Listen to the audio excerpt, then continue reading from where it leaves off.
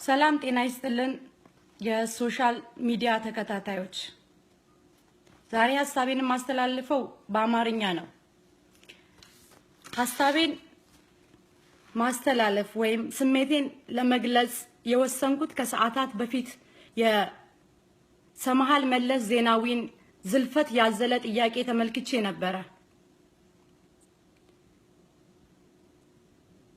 ሌላው ህዝብ ሌላው ወጣት የራሱን መብት በሚጠይቅበት የማንንም ስም ሳይጠራ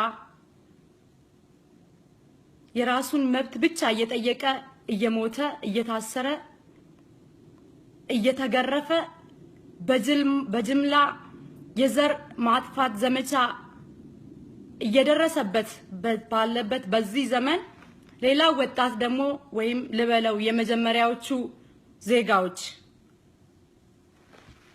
ምክንያቱም ይሄንን ጥያቄ ስመለከት ራሴን እንደ ሁለተኛ ዜጋ ወይም መሰል ቢጤዎችን እንደ ሁለተኛ ዜጋ ለዛሽ ሀገር ስለአየው ማለት ነው። ጽሁፌን ሐሳቤን በጽሁፍ ነው ማስተላለፈው። እስከ መጨረሻው በጥሞና እንድታደምጡኝ በአክብሮት ጋብዛለሁ።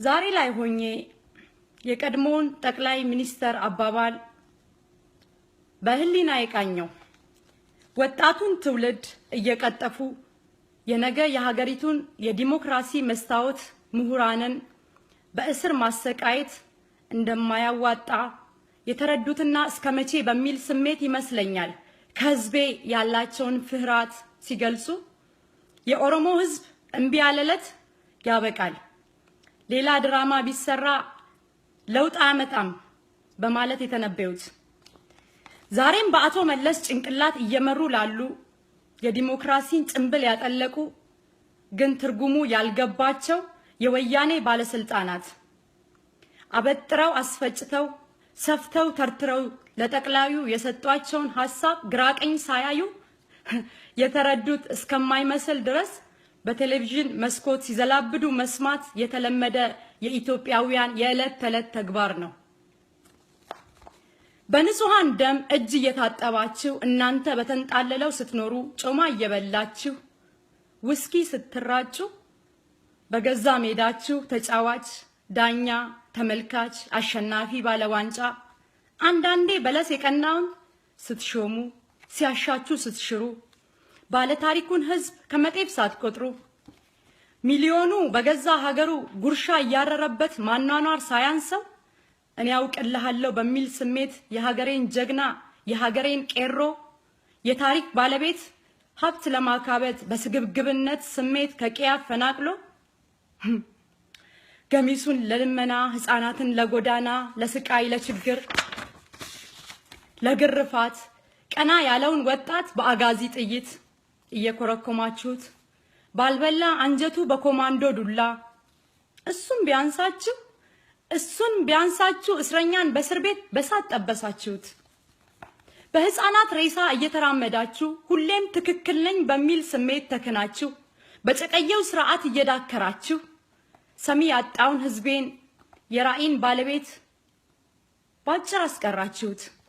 ግፋችሁ በስቶበት ርህራሄ የሌለው በደላችሁ ቢያንገሸግሸው ትከሻው ሳስቶበት ጫንቃው እናንተን መሸከም ቢሳነው ሰበብ አስባብ ፈልጋችሁ ነፍሰ ጡር አዛውንት ወጣትና ህፃናት ለማንም ሳትሳሱ አእምሯችሁ በስግብግብነት ስሜት ደብዝዞ ከወፈሩ ሰው አይፈሩ እንደሚባለው በጭካኔ ዱላ ንጹሃንን ስትገርፉ ባጭር ስታስቀሩ ጭካኔያችሁን ለመግለጽ ቃላት ቢያጥረኝም የተፈጥሮ ጸጋ የቸረቻችሁ ክፋት መሆኑን ለመገመት ቅንጣት አልተቸገርኩም።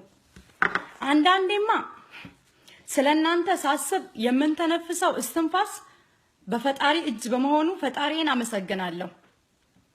እሱም በእናንተ እጅ ቢሆን ኖሮ ህዝቤን አፍናችሁ እንዳይተነፍስ ማድረግ ነበር ከማስተር ኪለር በፊት የመጀመሪያው እቅዳችሁ። ከዛማ የተረፈውን ህዝብ እንደሚታወቀው እንደ ወልቃይት ጠገዴ ህዝብ ንብረቱን ብቻ ሳይሆን ማንነቱንም በመስረቅ በእኔ አውቅልሃለሁ ስሜት ማንነቱን ትቶ የእናንተን ማንነት እንዲላበስ ነበር እንደ ምርጫ 2007 በ100% የምታጸድቁት።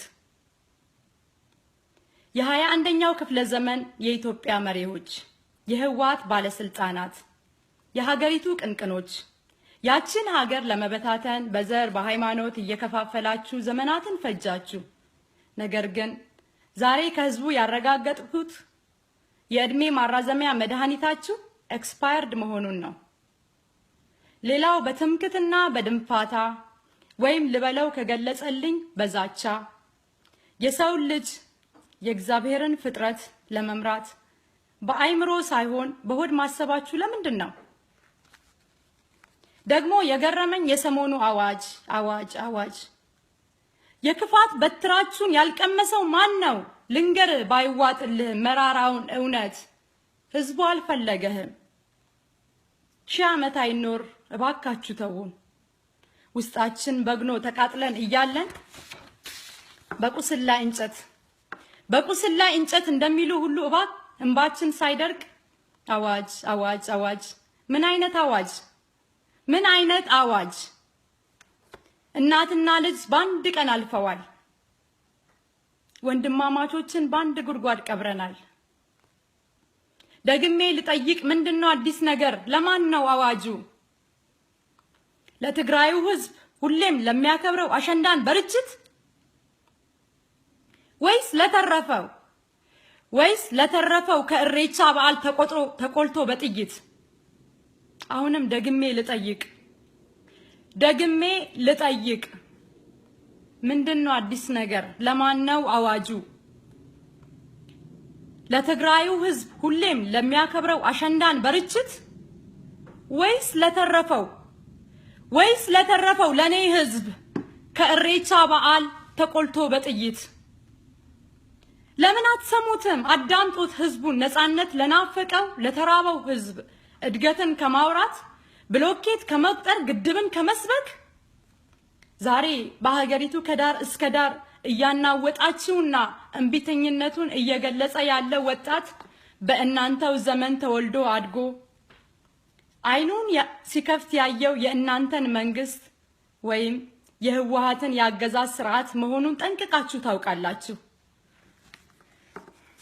በእናንተው መረጃ መሰረት ከ65 ሚሊዮን የሚበልጠው የወጣቱ ትውልድ በአገዛዝ ስርዓታችሁ ጥርሱን የነቀለ በደንብ ጠንቅቆ የሚያውቃችሁ የነገውን የሀገሪቱን ተረካቢ ትውልድ በሌላ የፖለቲካ ፓሪ እየፈረጃችሁ ህዝቡን ማደንቆር በጅምላ ማፈኑ ዘላቂ መፍትሄ አይሆንም። ሁሌም የተደላደለውን የግል ህይወታችሁን ለማስጠበቅ በደልና ግፋችሁ ሳያንስ በጨቀየ ጭንቅላት ባልተሞረደና ግርድፍ አንደበት ልክ እናስገባችኋለን።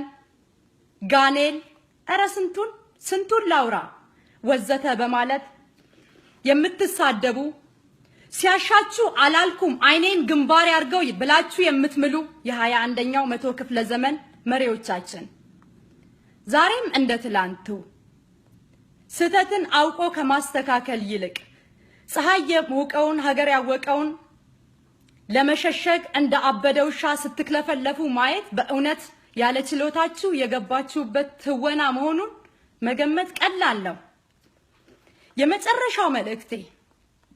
የመጨረሻው መልእክቴ ህዝቡን አትሳቅ፣ አታስነጥስ። አይ ቲንክ የተረሳው ፓርት ነው መሰለኝ ወዘተ በማለት ኢንተርኔት በማፈን ህዝቡንም ከማፈን ረጋ ብሎ ዘላቂ መፍትሄ መፈለጉ ይበጃል። አመሰግናለሁ። ከቁቤ ጀነሬሽኗ ቀሬ ገለቶማ ናጅራዳ ለሚኮ ይሮብራ ሰገንታ ብራ ዳወላ ሀገር